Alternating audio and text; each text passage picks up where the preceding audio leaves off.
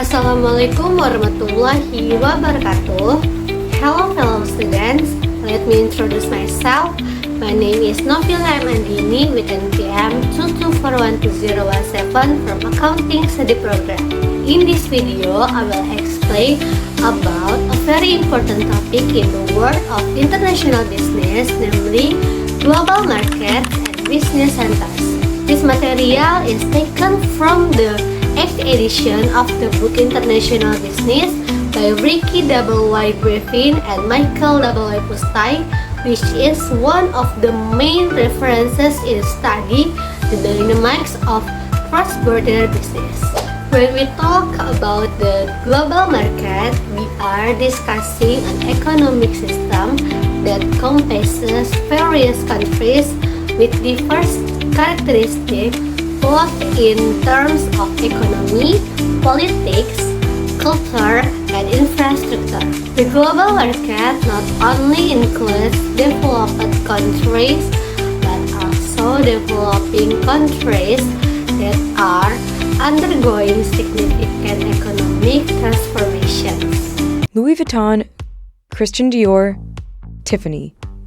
Some of the most popular luxury brands in the world, all housed under one roof. Louis Vuitton Moet Hennessy, or LVMH. Founded in 1854, Louis Vuitton is one of the most storied and iconic luxury brands. The singular brand has since grown into a powerhouse of 75 brands, or maisons as they are formally called. $86.3 billion in revenue, which is up a healthy 23% from 2021. The company recorded revenue of $22.9 billion in the first quarter of 2023, up 17% compared to the same period in 2022, and reached a stock price of $191.99 on May 11, 2023. Its store count more than quintupled between 1999 and 2022, with stores across 81 countries and more than 196,000 employees worldwide.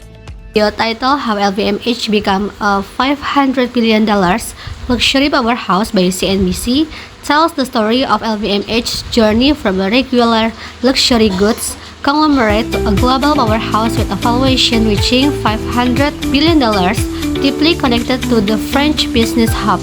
As we know, France is a fashion capital with luxury brands like Dior, Celine, Louis Vuitton, and others being French brands under the umbrella of LVMH. This is not only attracts world-class consumers but also inspires investors and creative talents to contribute to the development of the luxury goods industry. Thus, LVMH success strengthens France's position as a global business hub where modern innovation blends with high tradition in producing products internationally recognized as symbols of prestige and quality. If you want to know more about the video, feel free to watch it on YouTube.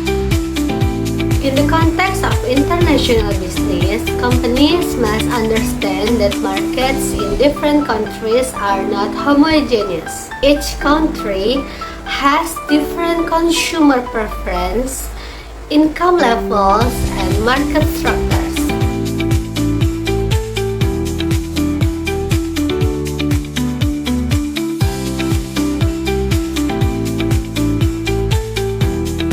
This is where the importance of global market analysis comes in, so that marketing, production, and distribution strategies can be adjusted to local needs and characteristics while still supporting the company's global objective.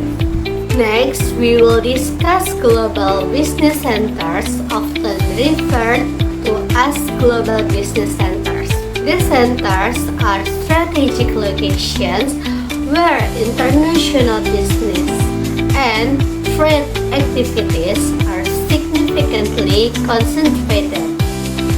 Global business centers typically have advanced infrastructure, strong financial system, skilled labor, and extensive access to regional and global markets. Examples of the most famous global business centers are New York, London, and Tokyo. These three cities are often referred to as command centers in the global economy because they play an important role in economic decision-making and international scale investments. New York, for example, is known as the financial center of the world with the presence of Wall Street and the largest stock exchange in the world. London has a strategic geographical position as a link between the European, Asian, and American markets. Meanwhile, Tokyo has become the heart of Asia's economy with its extraordinary industrial and technological strength.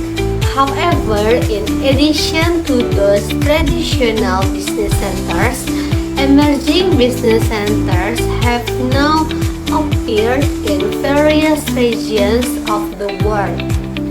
Cities like Shanghai, Dubai, Singapore, and Sao Paulo are beginning to play important roles in the global economy. This is due to rapid economic growth, government policies that support foreign investments, and improvement in infrastructure and information technology. The existence of this global business center has become a crucial point in the flow of capital, information, and goods worldwide. Global business centers are not only gathering places for the headquarters of multinational companies, but also locations for financial institutions, consulting firms, international law firms, and centers for information and research.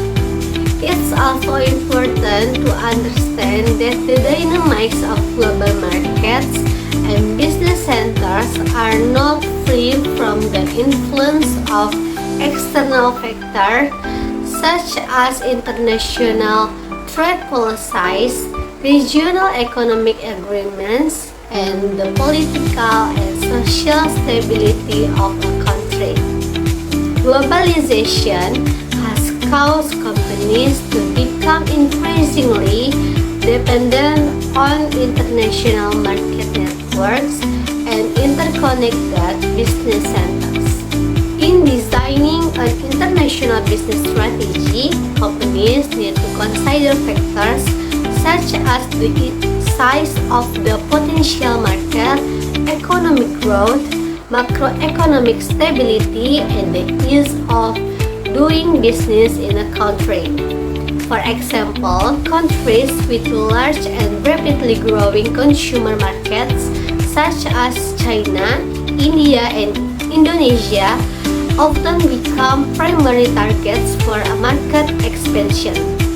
However, companies must also be wary of risks such as exchange rate fluctuation, political uncertainty, and trade barriers that could affect their operational continuity in the global market.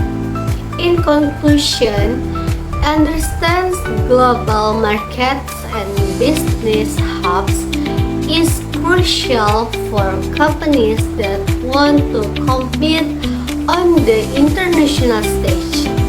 Success in international business is not only determined by the quality of products or service, but also by how well a company understands the complexities of the global market and leverage the presence of business hubs as strategic points to develop its global network.